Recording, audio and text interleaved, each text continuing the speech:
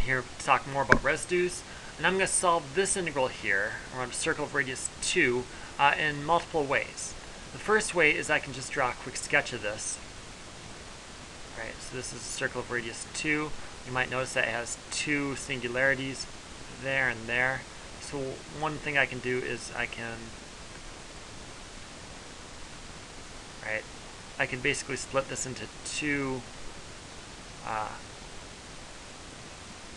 parts, and I can use Cauchy's residue theorem. So this is nothing new.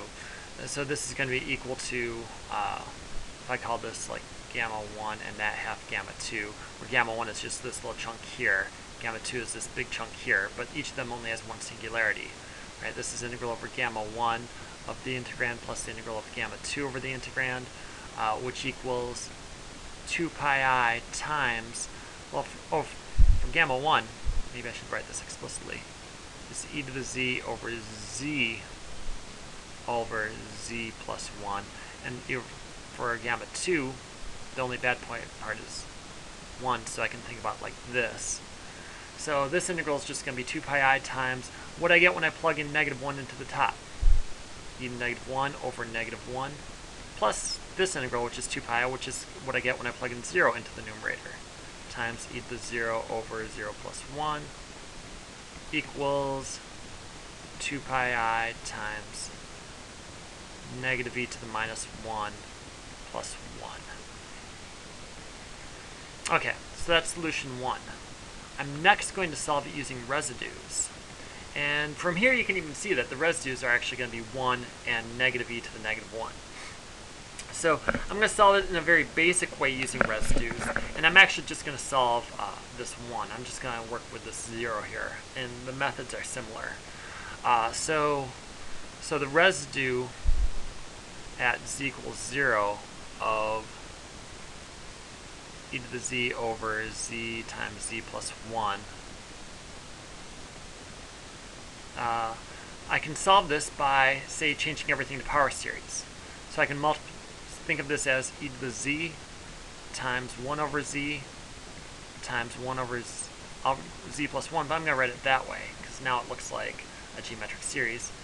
And then I get e to the z is just going to be 1 plus z squared over 2 factorial, etc. Times 1 over z is just 1 over z times 1 over 1 plus z is just going to be, what's it going to be? It's going to be 1 minus z plus z squared minus z cubed plus da da da, etc. So now I can just FOIL this out. And I don't really need to FOIL it all out. I just want to get the 1 over z term. And you notice that I can do that by taking this term, and that term.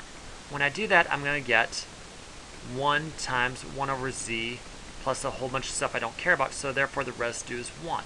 So I found the residue of z equals 0 by just using power series expansion. So that corresponds to this part right here. You could do something similar with the residue at z equals negative 1. So a second way of solving this would be to use the simple poles method. And that is, I can write the integrand, again, I'll just do this at z equals 0. I can rewrite the integrand as z e to the z over z plus 1 all over z. And in a neighborhood of 0, the numerator is holomorphic there, and the denominator just has a simple 0 there. It just has a 0 multiplicity 1. So the residue at z equals 0 is equal to this thing evaluated at z equals 0, and this thing prime, the derivative evaluated at z equals 0. This is equals to e to the 0 over 0 plus 1 divided by the derivative is 1 evaluated at z equals 0. Oh, that just gives us 1. So that's a different way of getting this residue, 1, 1, 1. And maybe that's enough for now. So you can do the same methods on this part of the integral as well, on the residue at negative 1. You can actually figure out the power series where you expand it about, you get a whole bunch of stuff involving z plus 1. And you can also do the simple pole using a very similar method, and you'll see what that is. That one's pretty easy. Bye-bye.